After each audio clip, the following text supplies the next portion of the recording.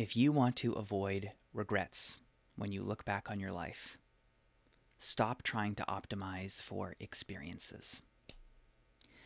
Instead, I encourage you to optimize for values, for what kind of person you want to be. So, this is a huge trap that I see so many people get into. So many people who work with me will come to me, feeling stuck in their life, feeling worried that they're not living their potential, they're missing out on so much. Oh, I should be traveling to all these places. I should be learning all these skills. I should be learning languages, instruments, whatever. And oh my God, I'm going to look back when I'm older and feel like I wasted my life. Feel like I didn't do all these things that I should have done. Right? So here is why I think it is far more logical to optimize for values instead of experiences. So the main reason is because it's actually insane to try to uh, optimize for experiences if your fear is regret at not doing enough of the right things. Because there are infinite cool things to do, right? I mean, let's say you worry that, oh my God, what if I'm on my deathbed and I never learned to play the violin?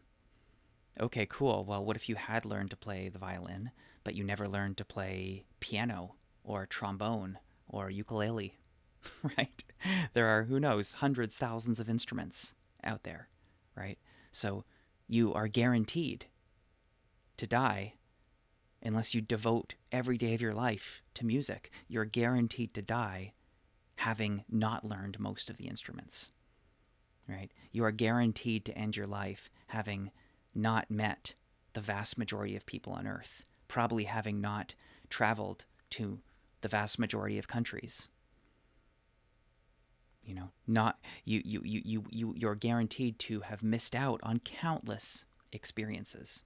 So that can't be your metric for success, right? Did I miss out on cool experiences? It's impossible. Of course you missed out on cool experiences, right? Now, obviously, there's some minimum threshold, right? You don't want to die having done nothing, right? So you do want some good experiences, of course. And I think you probably already know that what a lot of the research says and what common sense says. I think if you've been lucky enough to have good friends in your life, is that the type of experiences that matter most are the ones oriented around connection and where we really feel belonging, we really feel like we're connecting with loved ones, people who matter.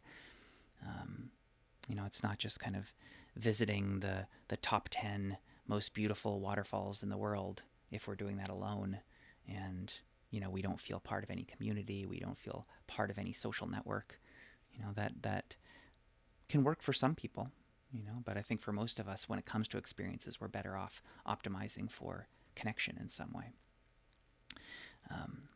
So values, I think, is the more interesting one because whereas experiences, they're kind of infinite, I think when it comes to values, when it comes to optimizing for alignment, it's much more reasonable to just reduce that down to a small basket of them, right? So, for example, you could decide that your big thing in life, or at least in this stage of your life, is, I want to build resilience by doing hard things. And that doesn't mean that you have to do all the hard things, every hard thing that's possible for a human to do. But it could just mean that, if that's your value, then when you're making choices in life, do I take the easy route here or do I take the harder route here? That you mostly choose the harder route because that's your value and you want to be aligned with that, right? Or maybe you decide that your big value is honesty, accuracy, truth. I want to be the one that people can trust to tell the truth. And sometimes it'll be harsh. Sometimes people might not like it. But when someone comes to me and asks me a question, I'm always going to give them the truth. Right? And of course, there are many different values to choose from. It could be compassion, empathy, excitement, being of service to others, whatever it is. And of course, you can have a few. So I think what's cool about that is, especially a lot of people I work with tend to be philosophical, and sometimes we philosophical, analytical thinker types can really get stuck in our heads, and we can get worried about nihilism and, is there any meaning built into the universe, and, oh, are any of the religions true, and all this, and we can really be getting really stuck on like trying to figure out like what is the core truth, like what is like I need to figure out the rules of the universe, and what if it is all just meaningless, what if there's nothing built in.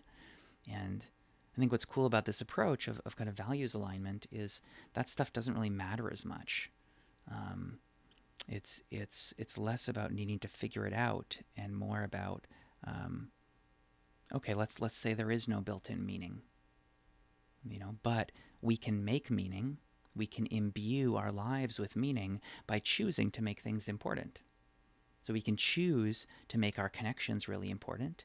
We can choose to say, I'm going to be a really honest, integrous person, or I'm going to be a person who does hard things, a person who builds resilience. Cool. Then I'm making meaning. I'm making my life meaningful, even if that's not built in, right?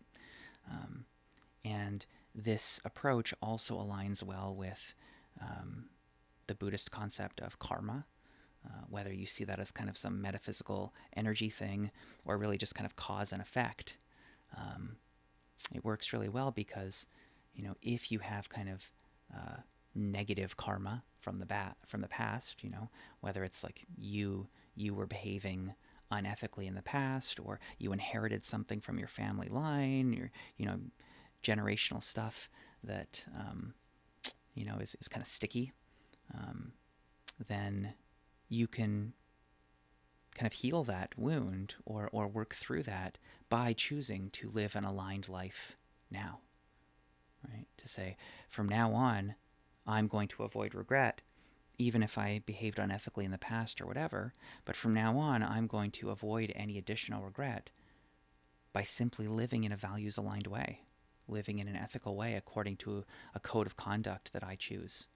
Or, there are different ethical systems you could subscribe to, or you could say, I'm a Buddhist and I'm going to follow the Buddhist ethical precepts, or, whatever it is. But as long as you choose, and then you decide this is the meaning that I'm making for my life, that I'm really taking it seriously. And, if I decide like honesty is my thing, then I'm really going to live that every day. I'm going to make that almost like a sacred practice that I do to make my life meaningful, so that I can look back on the future without regrets. So I'm curious how this lands with you. I'd love to hear from you in the comments, and I encourage you to spend a few minutes now just thinking about that. What would that mean for you? Can you think of a few core values or a few core aspects of yourself that you would want to orient life around and make that your meaning? I hope you have a nourishing day.